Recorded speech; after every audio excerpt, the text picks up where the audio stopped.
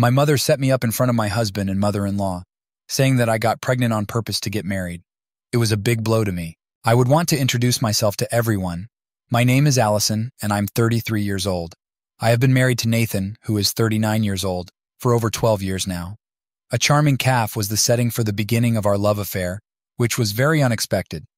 Nathan, being the charming person that he is, mustered up the guts to ask me out. And the rest, as the saying goes, is history. Now, with regard to the work that we do, well, Nathan has always been a smooth talker, which I suppose is the reason why he was able to win me over. At the moment, I'm employed as a site designer, which entails combining various hues and contours in order to produce things that are distinctive. Our dating relationship was quite lovely. There was nothing too fancy about it. We simply had a lot of laughs. We had late-night discussions, and the odd movie night when we sat on the sofa and watched movies together. However, here's the kicker. Our wedding was not exactly the kind of fairy tale event. A frenzied, spur-of-the-moment occurrence was more accurate to describe what transpired.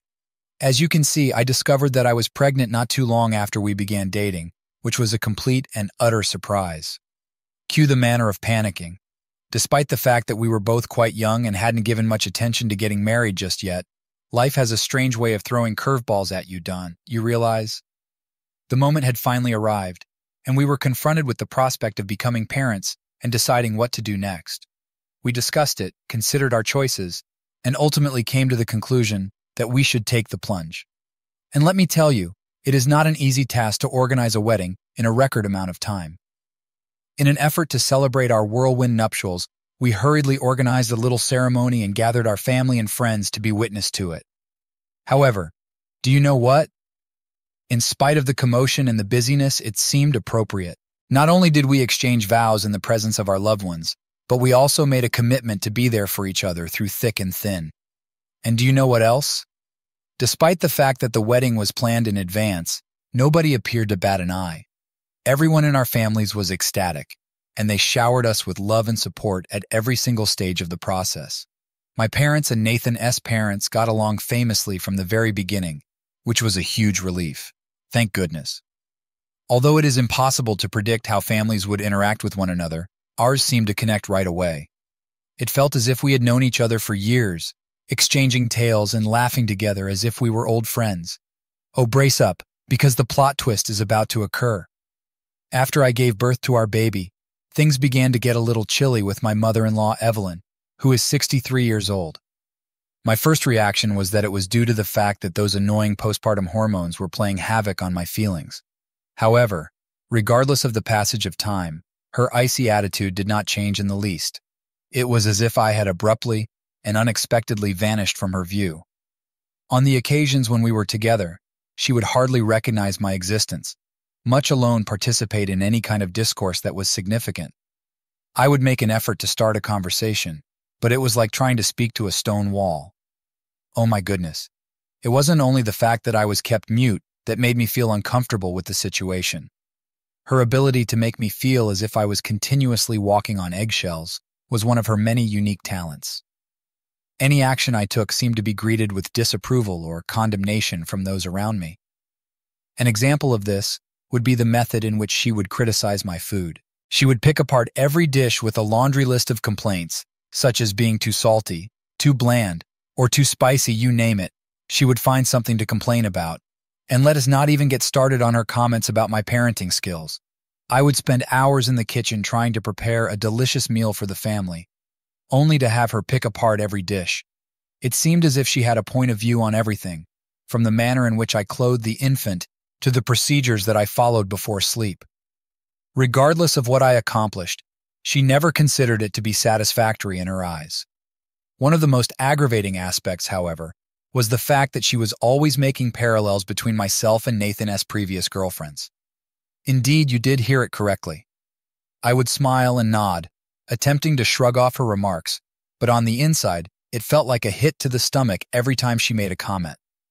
It was as if she had a highlight reel of all of his previous girlfriends, and she wasn't as shy about telling me how much better they were at this or that. Even though I was making every effort to be a loving wife and mother, I couldn't escape the sensation that I was constantly falling short in her eyes.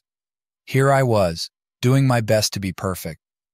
And don't even get me started on the presents that she would give me on important occasions that were both passive-aggressive and violent. You know, the ones, the not-so-subtle hints disguised as presents, such as the cookbook that was filled with recipes for dishes that she knew I couldn't stand, or the parenting book that felt more like a critique of my mothering skills than a helpful guide.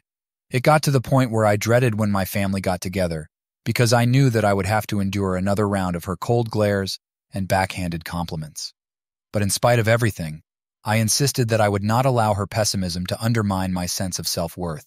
I was aware that I was a wonderful wife and mother, despite the fact that I had certain shortcomings, and while it would have been lovely to have her approval, I did not need it to confirm my value. As a result, I concentrated on the things that were actually important to me, such as my family, my happiness, and the love that Nathan and I felt, despite the fact that we had a shotgun wedding. However, things became much more difficult when I became pregnant with my second child. Imagine this: I'm expecting a child. Nathan and I are in the midst of some significant issues in our relationship, and to add insult to injury, Evelyn's cold demeanor is still going strong. Now, Nathan and I have had our fair share of fights, the typical things that come up when two people attempt to navigate life together at the same time. It was almost as if Nathan and I were communicating in a different language at certain points in time. We had both been wounded in previous relationships, and those wounds had a way of raising their ugly heads when we least expected it. I would attempt to convey my emotions, and he would pull away from me. Before we realized it, we were knee-deep in a game of emotional charades. When you've been injured in the past, it may be difficult to let your guard down, but therapy helped us begin to put the pieces of our shattered heart back together again.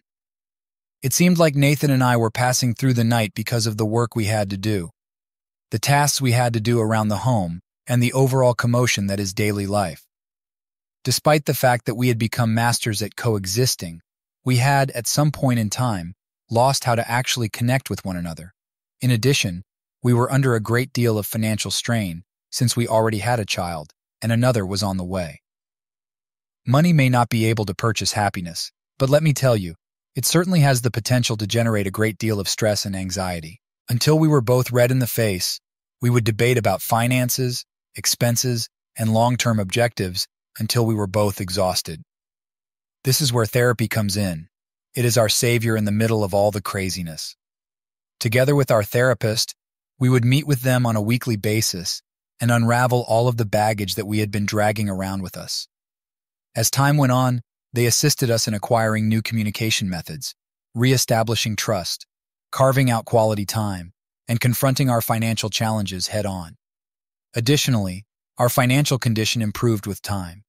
Nathan made a career change and received a significant increase in compensation. Adding a pregnancy and my mother-in-law as cold shoulder to the mix produced a formula for emotional overload. As if coping with our own marital issues wasn't enough, the combination of these two factors was a prescription for emotional overload. It seemed as if every nasty comment and every passive-aggressive gesture was adding salt to the pain we were already experiencing. I would be dishonest if I said that it did not have an impact on me. On several occasions, I had the impression that I was submerged in a sea of negativity, and I was fighting a losing battle to keep my head above water. And with another baby on the way, the pressure seemed 10 times stronger. Even after I delivered the second baby, she would come over and chat to Nathan and the kids, but she would not connect with me at all. You would think that the addition of another child to the family would make her more pliable, but that is not the case. She remained as cold as she had been before. I would get the cold shoulder treatment, while she would glide into our house and show Nathan and the children a lot of attention when she was out there. Her nitpicking of every little thing I did, from how I clothed the children to how I folded the laundry, was like a broken record. She was never satisfied with anything I did. Nothing was able to escape her keen observation. And let me tell you, attempting to balance the needs of 2 young children while also coping with her unrelenting criticism is a very stressful endeavor. While Nathan and I were attempting to manage the crazy ride that is motherhood with 2 children in tow, we were trying our best. The process of changing diapers, feeding the baby late at night, and playing countless games of peekaboo was a frenzy. However, despite the turmoil, we were able to find moments of delight, such as seeing our children develop and learn, and the sound of their laughing filled our house with warmth. As for Evelyn, She appeared to have a talent for finding fault in everything I did, especially when it came to the responsibility of parenting the children. A good example of this is when she unexpectedly stopped by and saw me giving my daughter snacks that I had purchased from the shop. If you were to listen to her talk about how important it is to prepare meals at home, you would believe that I had done a grave offense. Alternatively, how about the time she criticized the daycare that I had selected for our oldest child? According to her, I ought to have conducted further study and visited a greater number of institutions, among other things. Forget about the fact that I had spent weeks searching the internet and visiting childcare facilities in order to locate the one that was the greatest match for our family. I also detested her uninvited advice on how to handle certain situations. Each and every outburst, each and every time out, she had a point of view on how I need to deal with it. It was as if she believed that she had a greater understanding of the situation than I did, the lady who really spent each and every day with the children. In spite of the fact that she was always interfering, Nathan and I were resolute in our determination to not allow her negativity to influence the dynamic of our family. The love and dedication that we had for one another served as a source of strength for us, and we relied on each other for support. What more is there to say? It made us stronger and more resilient in the face of hardship. Everything took an unexpected turn during the birthday party when my mother-in-law celebrated her 63rd birthday, which took place only last Friday. Imagine that we are all decked up in our finest attire, making our way to the party and getting ready to commemorate this momentous occasion. In addition, I want you to know that I gave her present a lot of careful consideration. When it comes to selecting a gift for someone who has not been very warm and fuzzy toward you, it is not exactly a stroll in the park. Call me hopeful, but I thought that maybe, just maybe, this might be the olive branch that we needed to melt out the chilly emotions that were between us. After much debate, I decided to go with a pair of gorgeous ruby earrings.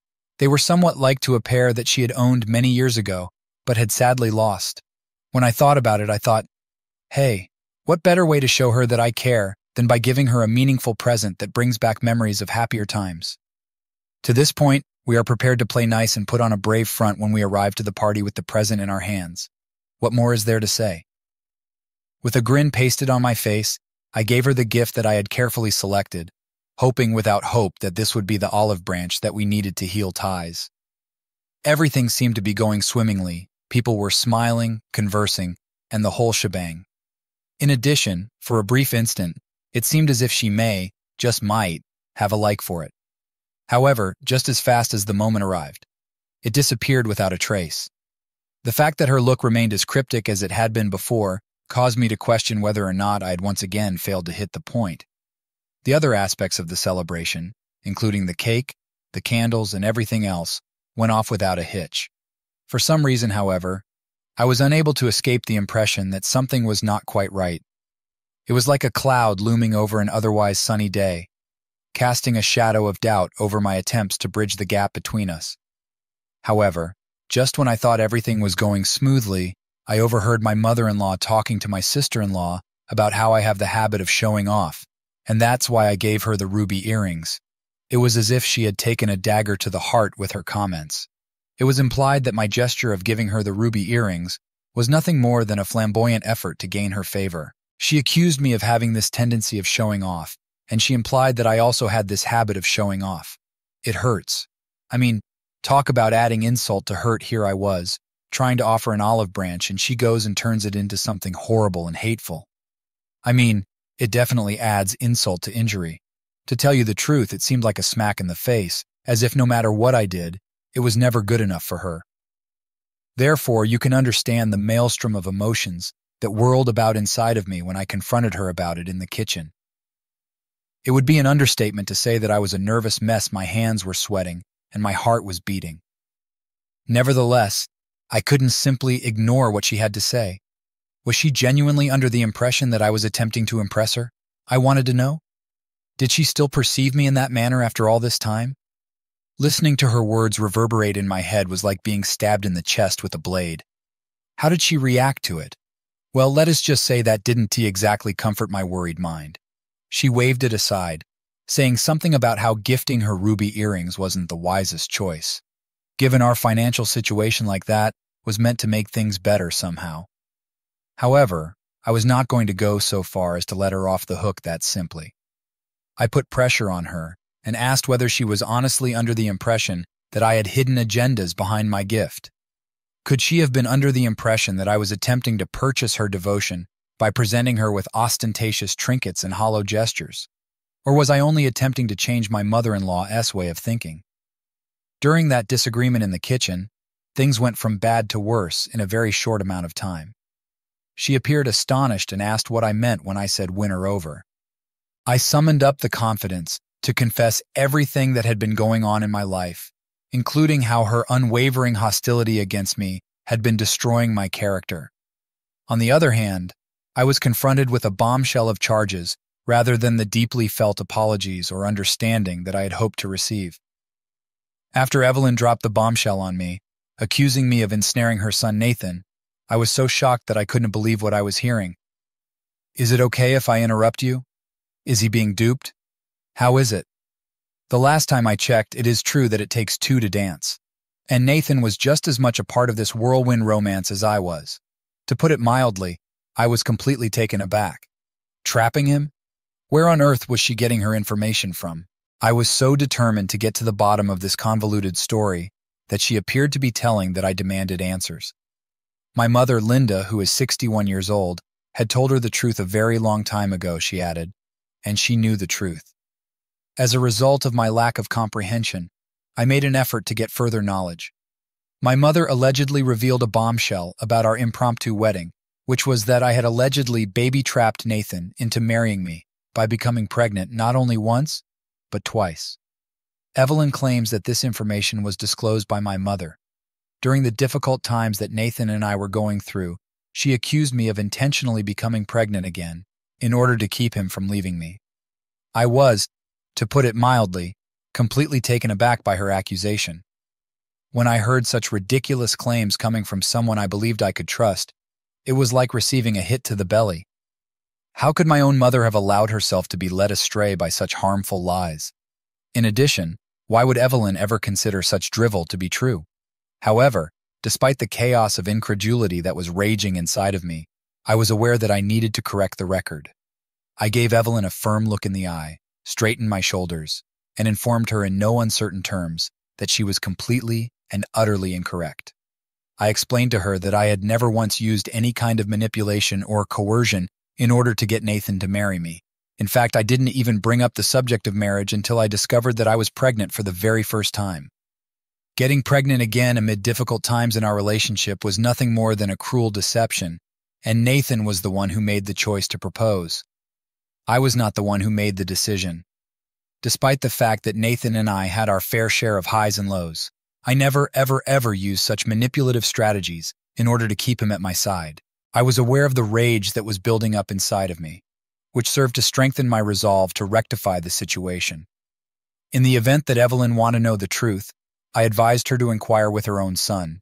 There is no question that he would rectify her situation. I summoned Nathan to the kitchen and disclosed all of the information to him. Nathan was unable to comprehend what he was hearing. With the intention of assuring Evelyn, he informed her that I had never forced him into marriage, and that it had been his choice from the beginning. To tell you the truth, he had already made up his mind long before I ever became pregnant for the first time. Being able to count on him to be by my side and support me with the truth was a huge comfort. What is Evelyn's response? That being said, let us just say that she was eating humble pie. She acknowledged that she had made a mistake, admitted that she had made an error in judgment, and extended a sincere apologies to me for all of those years of being cold and unapproachable toward me. However, even as she apologized, a knot developed in the bottom-most part of my stomach. Undoubtedly, it was a pleasant experience to finally have her recognize her wrongdoings. Nevertheless, the damage had already been done, years of coldness and animosity, all of which was caused by a falsehood that was told by my own mother. The knowledge that someone I ought to have been able to trust had been spreading damaging falsehoods about me behind my back meant that I was unable to escape the sensation of betrayal that I was experiencing. The realization that the lady who brought me into this world could betray me in such a heartless manner was like a stab in the heart. Therefore, even though Evelyn apologized and Nathan comforted me, I was unable to escape the sensation of discomfort that was still there in the air. How might I get beyond this situation? How could I ever trust my own mother again, knowing that she had been the cause of so much suffering and anguish in my life? I came to the conclusion that I needed to see my mother as soon as possible. After sending Nathan and the children to their respective destinations, I jumped into a taxi and made a beeline for my mother's residence, which was located around 2 hours away. During the time that I was sitting in the back seat of the taxi, the tension in the vehicle was apparent. My mind was racing a mile a minute, and my thoughts were whirling about in a chaotic spiral. For what reason would my own mother betray me in such a manner? What had I done to deserve to be treated in such a manner?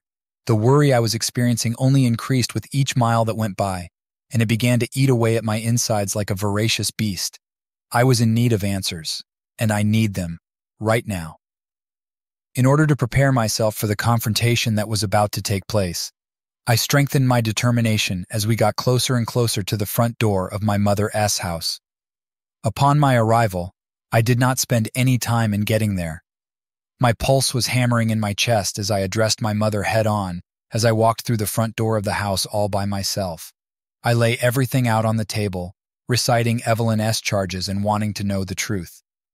At first, my mother attempted to deny everything, brushing off my worries with a dismissive sweep of her hand. I demanded to know the truth. The truth, however, came crashing out like a dam that had broken under the weight of years of dishonesty when I pushed her and refused to back down from my position. In her confession, she said that she had, in fact, given Evelyn those horrible falsehoods about me being the one who had forced Nathan into marriage. I got the sensation that the wind had been knocked out of me, and the weight of her treachery was crushing down on me like a ton of bricks. According to her warped reasoning, Nathan was too wonderful for me, and the shotgun wedding was the only way I could ever expect to settle him down again. How was it possible for her to behave in such a terrible manner against her own daughter? Shouldn't she have been aware of the suffering and agony that her remarks had caused? After my discussion with my mother, it became abundantly evident that she did not feel any remorse for the actions that she had taken. It was as if she had no idea how serious the consequences of her treachery were. When I realized that the lady who was meant to love and support me without conditions could be so callous with my emotions, it was like receiving a smack in the face. At that very moment, I understood that I needed to draw the line. These events were the last straw. Despite the fact that we were never very close, she was still my mother, and she had broken my trust in the most devastating manner conceivable. I told her outright that I was finished with her. She has finished lying to me. She has finished deceiving me, and she has finished the vicious cycle of pain and betrayal. I made it quite plain that I was cutting her off, and that she would never have the opportunity to poison my life or the lives of my children with her poisonous presence. Although it was a difficult choice, I felt in my heart that it was important for my own sanity and well-being. Naturally, she did not react positively to it. She attempted to yell at me, insult me, call me a brat who is entitled to everything, and other insults. But I did not stay around to listen to her rant. As soon as I had finished speaking, it was time for me to leave the room. As soon as I arrived to my house, the floodgates opened. As the burden of the day pressed down on me all at once, I slumped into Nathan's arms and tried to catch my breath. I grieved until there were no more tears left, allowing his reassuring hug to completely wash away the agony and grief that I had experienced during the day. However, just as I was beginning to believe that maybe, just perhaps, I might begin to move on from the mayhem, my cousin phoned. Allow me to tell you that they did not hold back in any way. They informed me in no uncertain terms that I could have been a bit too harsh, and that there was a possibility that isolating my mother from her grandkids would be an excessive measure. That prompted me to question whether or not I had made my choice too quickly. Are you saying that I am a jerk for breaking off my mother because she lied to my mother-in-law about how I ensnared my husband by becoming pregnant? The first update is that Evelyn arrived at our apartment the next day, after all that had occurred, bringing some food with her. I must confess that I was taken aback by the news. I was uncertain about what to anticipate from her, in light of all that had transpired since then. On the other hand, there she was, standing on our doorway, giving off an appearance of contrition and apology. She did not waste any time in getting to the issue, and by doing so, she offered us sincere apologies for the part she played in the whole disaster. She acknowledged that she ought not to have placed such a high level of faith in the statements made by my mother, and that she might have spared all of us a great deal of difficulty if she had just been able to see the falsehoods from the beginning. And you know what? I admired her ability to be truthful. It is a courageous gesture to admit that you have made a mistake, and I could see that she was really sorry for the things that she had done. When I realized that she had finally grasped the seriousness of the issue, it was as if a burden had been removed from my shoulders.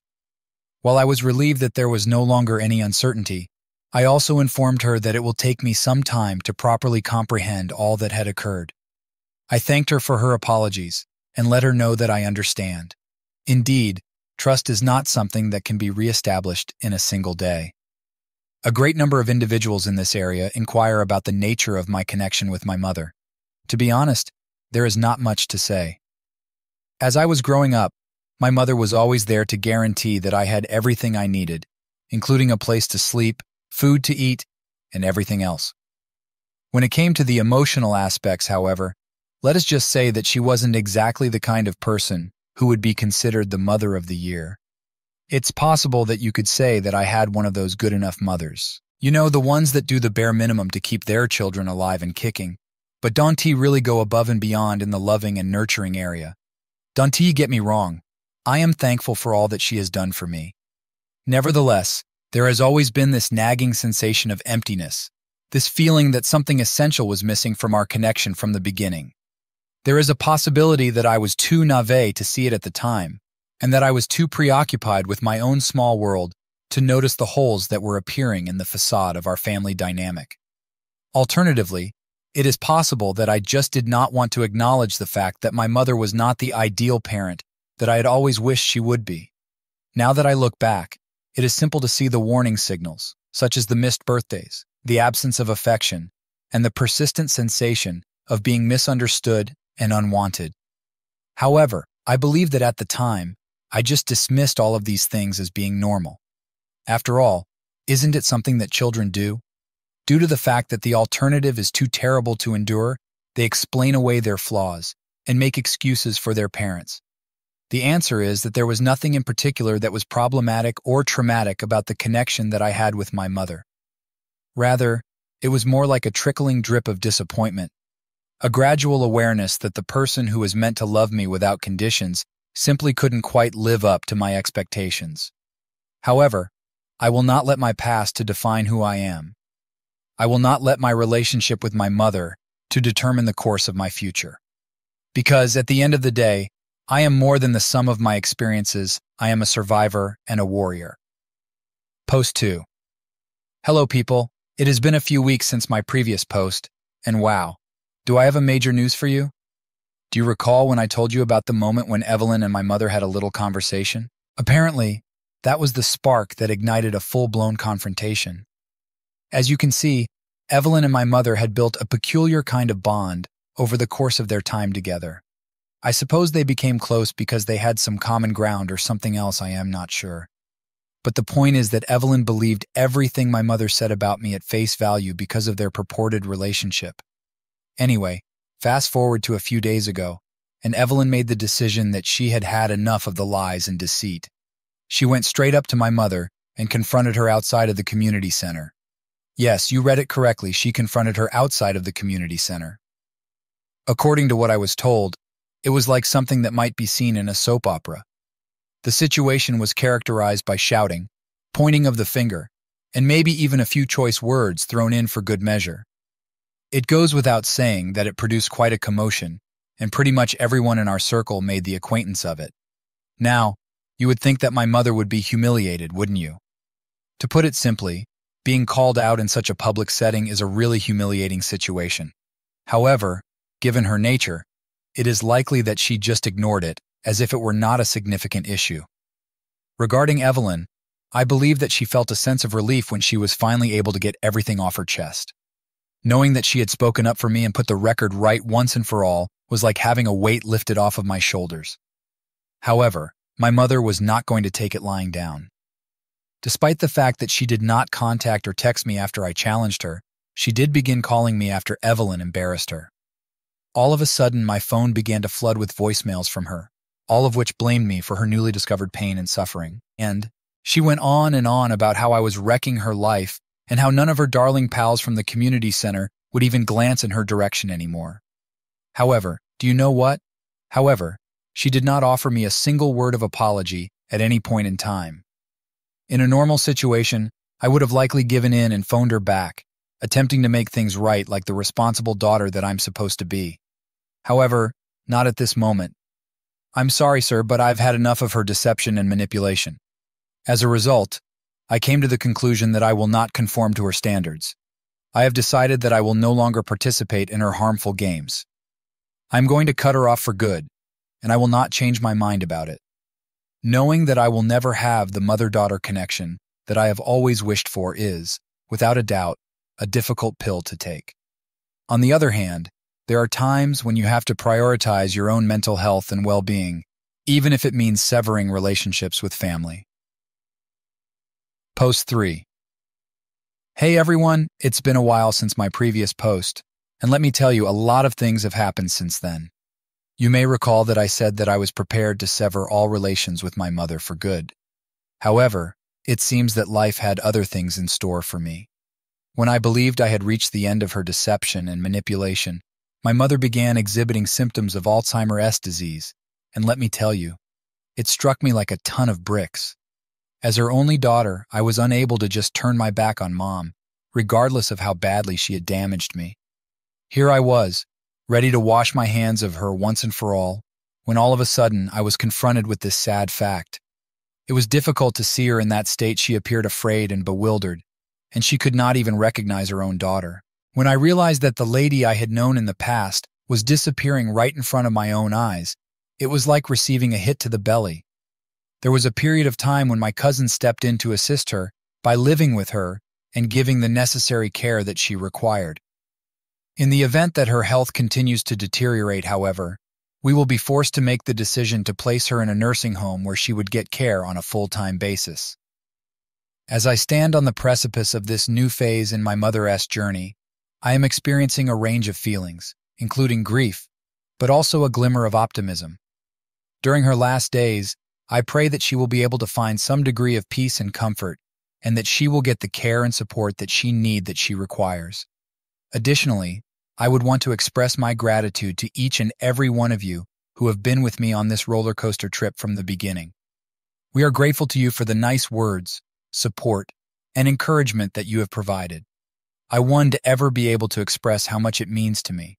And who knows, perhaps, just perhaps, this new chapter will bring with it a feeling of healing and closure for me, for my mother, and for our whole family. Who knows? And here is to the hope.